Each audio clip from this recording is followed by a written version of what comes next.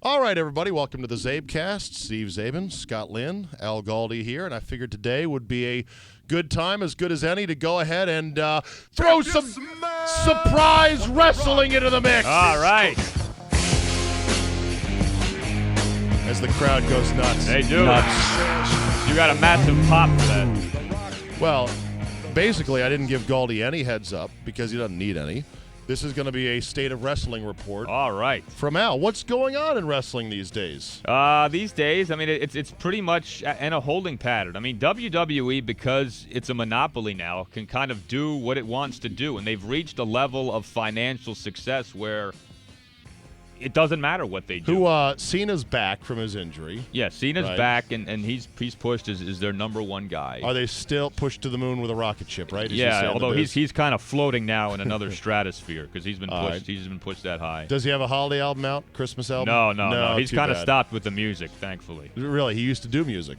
He did, yeah. Well, I have his CD. Are they still... That doesn't shock anybody. And do they still confiscate signs in arenas that say Cena enough? Yeah, I mean, they don't get them all. And every week, get them all. Every week somebody will get on camera with one. But for the most part, yeah, I mean, they'll Does take Vince have goons that beat up people that criticize No, but his Vince favorite wrestlers? How does that work? Vince is one. No, he doesn't. He just has security. But Vince is one of the great hypocrites because he always claims that the audience dictates what he does. And nothing could be further from the truth. He claims that he'll follow the wrestlers getting a natural rise out of the crowd. He doesn't do that. And when, in fact, what they do is they react. You should see how the broadcasters and how Vince reacts when the crowd doesn't cheer and boo who they're supposed to. They get very agitated by that. All right, so Cena's a face. Who's the number one heel?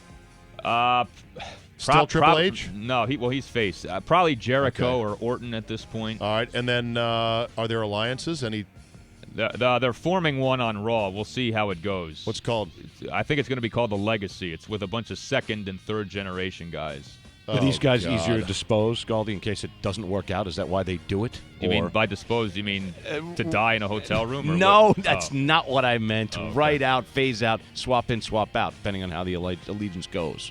Yeah, I mean, they're young guys, and they're guys they're trying to make into something, which I'm glad they're doing. I give them credit for that. How about an all-black alliance? Well, they have a black... See, there's a rule in wrestling, and that if you're African-American, you have to either be from Harlem, be a rapper, or be some kind of thug. And Galdi, so they you're have implying that. that they're stereotypes that are mandated by the character portrayal. portrayal. You'd be surprised that these stereotypes exist. So we still have the tag team Crime Time, which I think we talked about when it first came out a couple years ago. All right, just exit question. Yes. Are the Dudley Boys still putting guys through tables?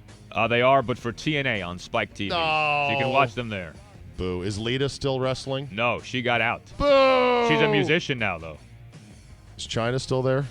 No, China needs help. Right, give me one wrestler I should hook into as I re-enter the... CM Punk.